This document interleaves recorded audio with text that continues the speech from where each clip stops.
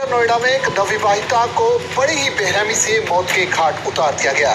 मामला दादरई थाना क्षेत्र के सिरसा गांव का है, जहां दहेज की मांग को लेकर विवाहिता की हत्या कर दी गई।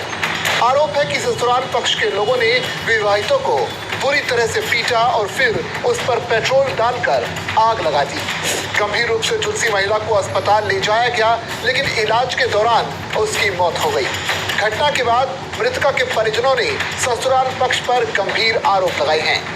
पीड़ित परिवार का कहना है कि मृतका निक्की की शादी दिसंबर 2016 में सिरसा गांव के रहने वाले विपिन से हुई थी। शादी में स्कॉर्पियो कार समेत पर्याप्त दहेज दिया गया था।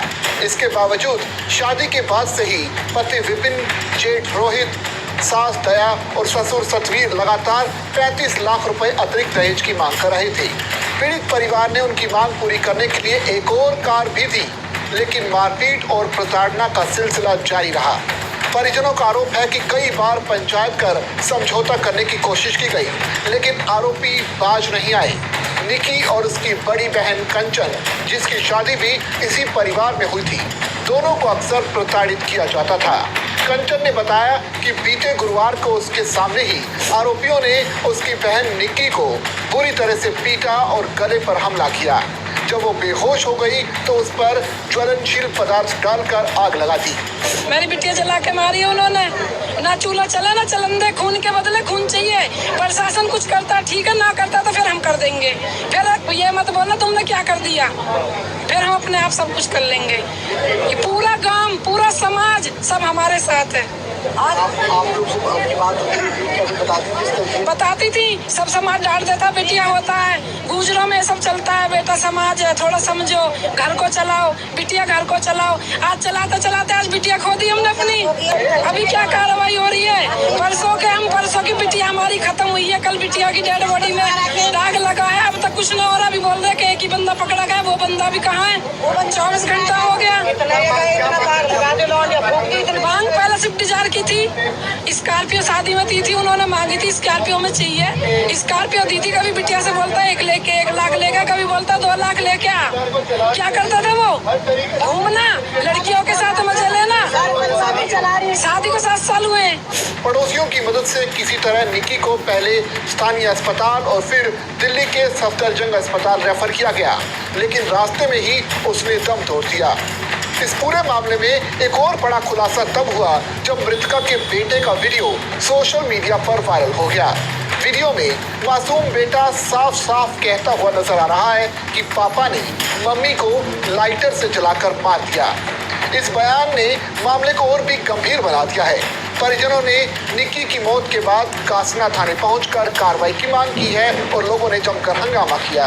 वहीं एडीसीपी ग्रेटर नोएडा सुधीर कुमार ने बताया कि 21 अगस्त की रात को फोर्टिस अस्पताल से सूचना मिली कि एक महिला गंभीर जलने की हालत में भर्ती है।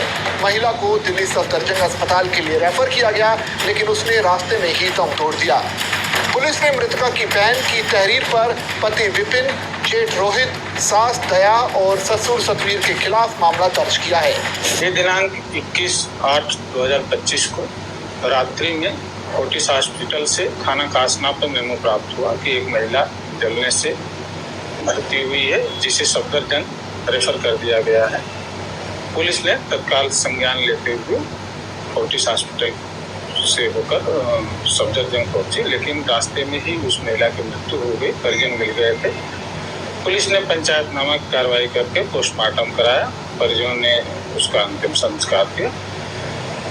जो मृतका है उसकी बहन की तहरीर पे सुसंगत धाराओं में थाना कासना पर मुकदमा पंजीकृत किया गया। पति और उसके परिजनों के खिलाफ पुलिस ने कार्रवाई करते हुए पति विपिन को हिरासत में ले लिया है तथा अन्य की गिरफ्तारी हो टीमें गठित हैं। शीघ्र ही उनकी भी गिरफ्तारी की जाएगी। पुलिस ने तत्काल कार्रवाई करते हुए पति विपिन को गिरफ्तार कर लिया है। वहीं अन्य 3 आरोपियों की तलाश में टीमें गठित कर दी गई हैं।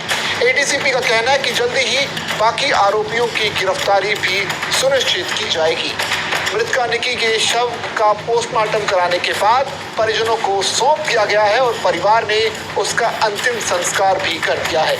इस पूरे मामले पर आपकी क्या राय है? आप कमेंट करके हमें जरूर बताइए और देखते रहिए दैनिक जागरण।